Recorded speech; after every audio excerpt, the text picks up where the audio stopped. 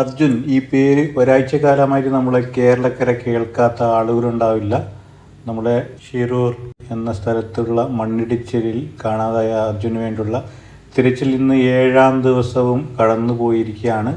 ഇപ്പോൾ ഇവിടെ മണ്ണിടിച്ചിലിൻ്റെ ഭാഗമായിട്ട് ഇപ്പോൾ അർജുൻ ഉണ്ടായിരുന്ന ലോറിയും കണ്ടെടുക്കാൻ ഇതുവരെയായിട്ട് സാധിച്ചിട്ടില്ല. അപ്പോൾ ആകെ 7 മൃതദേഹങ്ങളാണ് ഈ ഭാഗത്തായിട്ട് ഇപ്പോൾ കണ്ടെടുക്കാൻ സാധിച്ചത്. ഇവിടെ വലിയ മൺതിട്ടകളായിട്ട് ഉണ്ടായിരുന്നു. അതൊക്കെ മണ്ണൊക്കെ കോരിയെടുത്തിട്ട് ടിപ്പർ ലോറിയിൽ വേറെ സ്ഥലത്തേക്ക് തട്ടിയിട്ടുണ്ട്. എന്നിരുന്നാലും ഈ ഭാഗത്തായിട്ട് അർജുനെ നിലവിൽ കണ്ടെടുക്കാൻ സാധിച്ചിട്ടില്ല. അപ്പോൾ ഈ പുഴയുടെ കരയിലുള്ള മണ്ണ് മാറ്റിയിട്ടാണ് ഇനി സൈന്യം നാളെ മുതൽ ഇവിടെ തെരച്ചിൽ നടത്തുക. ഇത്രത്തോളം സാങ്കേതിക വിദ്യയും ഉണ്ടായിട്ട് ഇപ്പോൾ ഒരു മനുഷ്യനെ കണ്ടെത്താൻ സാധിക്കുന്നില്ല എന്ന് പല കോണിൽ നിന്നും വിമർശനം ഉയരുന്നുണ്ട്. ഈ വലിയ മലയാണ് കേട്ടോ ഇങ്ങനെ സ്ലൈഡായിട്ട് വന്നിട്ട് ഈ പുഴയിൽ ഒലിച്ചത്. അപ്പോൾ പുഴയിൽ ഇപ്പോൾ വലിയ മൺതിട്ട നമുക്ക് കാണാൻ സാധിക്കും. അപ്പോൾ ആദ്യ ഘട്ടങ്ങളിൽ ഇപ്പോൾ വളരെ സ്ലോ ആയിട്ടാണ് ഇപ്പോൾ റെസ്ക്യൂ പ്രവർത്തനം മുമ്പോട്ട് പോയിരുന്നത്. തുടർന്ന് ഇവിടുത്തെ കർണാടകയിലുള്ള മുഖ്യമന്ത്രി വന്ന് തുടർന്ന് സൈന്യത്തിനെ തെരച്ചിൽ ഏൽപ്പിക്കുകയായിരുന്നു.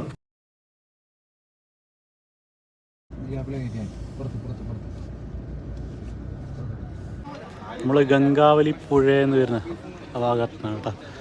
ഇവിടുന്ന് എടുത്തു കഴിഞ്ഞിട്ടാണ് ഇവിടെ പോലീസ് ബാരിക്കേഡൊക്കെ തീർത്തിട്ടുണ്ട്. അപ്പോൾ ആളുകളൊന്നും കടത്തി വിടുന്നില്ല. ന്യൂസ് ചാനലൊക്കെ ഒരുപാട് പേരുണ്ട്. ഒരുപാട് ന്യൂസ് ചാനലുകാരുണ്ട്. മനോരമ ഉണ്ട്, നമ്മുടെ 24 ഉണ്ട്, കന്നഡ റിപ്പബ്ലിക് TV ഉണ്ട്. അപ്പോൾ ആരെയും ഈ ഭാഗത്തായിട്ട് ഇപ്പോൾ കടത്തി വിടുന്നില്ല. അപ്പോൾ അവിടെ ഇപ്പോൾ തെരച്ചിൽ നടക്കുകയാണ്. ഇന്നലെ മുതൽ നമ്മുടെ മുഖ്യമന്ത്രി വന്നതിന് ശേഷം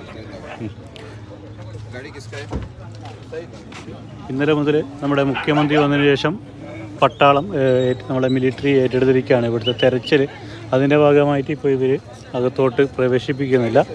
അപ്പോൾ പുറത്തുനിന്നുള്ള ന്യൂസ് മാത്രമാണ് ഇപ്പോൾ ഇവിടെ അലോഡ് ചെയ്യുന്നത്. അപ്പോൾ ഇവരല്ലേ പോലീസുകാർ നമ്മുടെ പിറകിലോട്ട് പോകാൻ വേണ്ടിയിട്ട് പറയുകയാണ്. റിപ്പബ്ലിക് ചാനൽ അവർ ഒരുപാട് സംസാരിച്ചു അവരോട്, പക്ഷേ വിടുന്നില്ല, അകത്തോട്ട് വിടുന്നില്ല. എന്തായാലും നമ്മൾ തിരിച്ചിട്ട് ഇനി അങ്കോള വഴി 30 കിലോമീറ്റർ അങ്കോള വഴി സഞ്ചരിച്ചിട്ട് വേണം ആ ഭാഗത്തോട്ട് എത്താൻ. മണ്ണ് നമ്മളെ ആ റെസ്ക്യൂ ചെയ്യുന്ന ഭാഗത്തോട്ട് എത്തിച്ചേരാൻ വേണ്ടിയിട്ട്.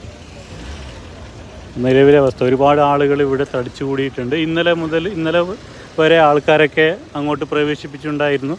പക്ഷെ ഇന്ന് എന്തായാലും അങ്ങോട്ട് പ്രവേശനം അനുവദിക്കുന്നില്ല. ಹುಬ್ಬಯ್ಯ ಗೌಡ ಅಲ್ಲ, ಎಲ್ಲ ಇಲ್ಲಿ ಎಲ್ಲ ಗೌಡ್ರುಗಳೇ ಇಲ್ಲಿ ಮಾತ್ರ ನಂಬಿದ್ದಾರೆ. ಹೌದಾ? ಹುಬ್ಬಯ್ಯ ಗೌಡ. ಇದು ಇಲ್ಲಿನ ಮನೆಗಳೆಲ್ಲ ಹೋಗ್ಲಿಕ್ಕೆ ಕಾರಣ ಏನು? ಅದೇ ಬ್ಲಾಸ್ಟ್ ಆದ ಟ್ಯಾಂಕರ್ ಲಾರಿ ಬ್ರಸ್ಟ್ ಆಗಿದೆ.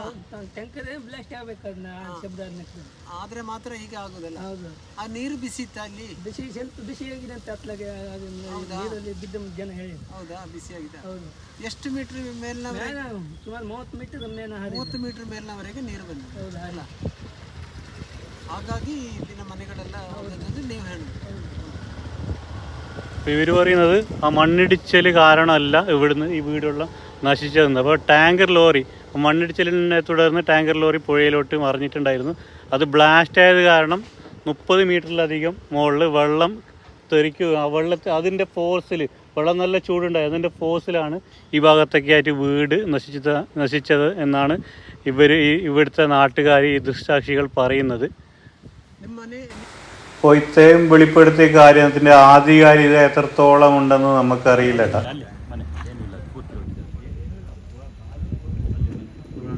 വീട് മൊത്തം പോയിട്ടുണ്ട് കേട്ടോ. അത്രയും ശക്തിയോടാണ് വെള്ളം ഇവിടെ വീശിയിട്ടുള്ളത്. അപ്പോൾ നമുക്ക് ഊഹിക്കാവുന്നതേ ഉള്ളൂ എത്രമാത്രം ശക്തിയോടാണ് വെള്ളം ഇവിടെ മണ്ണിടിഞ്ഞ് വീണതെന്ന്.